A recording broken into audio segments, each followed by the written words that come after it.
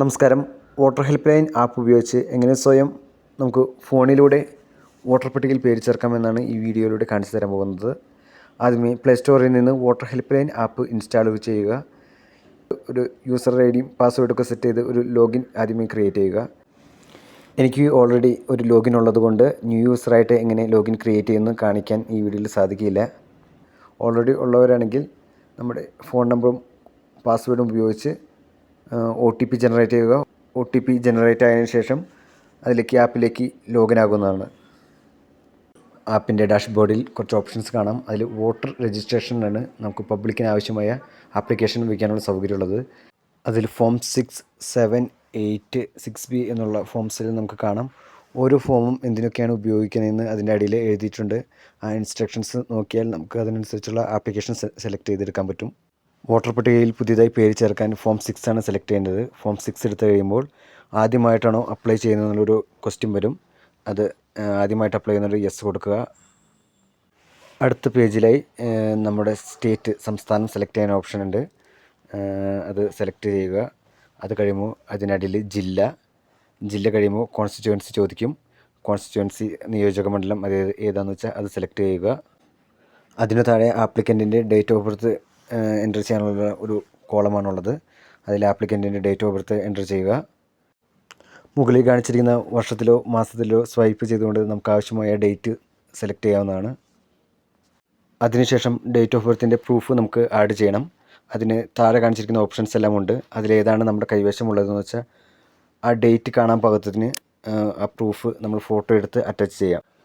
നമ്മളെടുത്ത photo crop ചെയ്യാനോ rotate ചെയ്യാനുള്ള സൗകര്യങ്ങളുണ്ട്. അതുപയോഗിച്ച് ശരിയായ വിധത്തിൽ പ്രൂഫ് അറ്റാച്ച് ചെയ്യേണ്ടതാണ്. അടുത്ത പേജിൽ ആപ്ലിക്കൻറ്റിൻ്റെ ഫോട്ടോ അപ്ലോഡ് ചെയ്യണം. അതിനായി ക്യാമറ യൂസ് ചെയ്യുകയോ അല്ലെങ്കിൽ നമ്മുടെ ഫോണിലെ ഗാലറിയിലെ ഏതെങ്കിലും പാസ്പോർട്ട് സൈസ് അതുപോലെയുള്ള ഫോട്ടോസ് അപ്ലോഡ് ചെയ്യുകയോ ചെയ്യാം.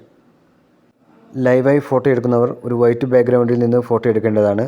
അതുപോലെ തന്നെ പാസ്പോർട്ട് സൈസ് ഫോട്ടോ അപ്ലോഡ് ചെയ്യുന്നവരും ആവശ്യമായ ക്രോപ്പിങ്ങും സൂമിങ്ങും ഒക്കെ കറക്റ്റായി അത് അപ്ലോഡ് ചെയ്യാൻ ശ്രദ്ധിക്കേണ്ടതാണ്. അതിനുശേഷം അടുത്ത പേജിൽ ആപ്ലിക്കൻറ്റിൻ്റെ ജെൻഡർ, പേര് തുടങ്ങിയ വിവരങ്ങൾ നമ്മൾ എൻ്റർ ചെയ്ത് കൊടുക്കണം. ആപ്ലിക്കൻറ്റിൻ്റെ പേര് സുമിത്ര രംഗസ്വാമി എന്നാണെങ്കിൽ നെയിമിൻ്റെ സ്ഥാനത്ത് സുമിത്ര എന്നും സർനെയിം അവിടെയാണ് രംഗസ്വാമി എന്ന് അടിക്കേണ്ടത്.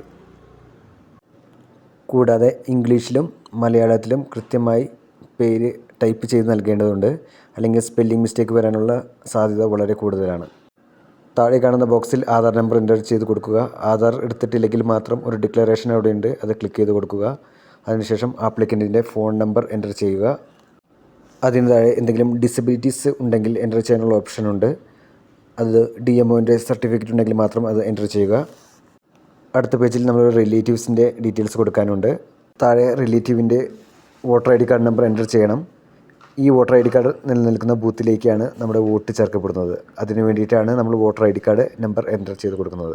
അടുത്ത പേജിൽ നമ്മുടെ house number, house name, area, village, post office, pincode തുടങ്ങിയ വിവരങ്ങളാണ് എൻ്റർ ചെയ്ത് കൊടുക്കുന്നത്.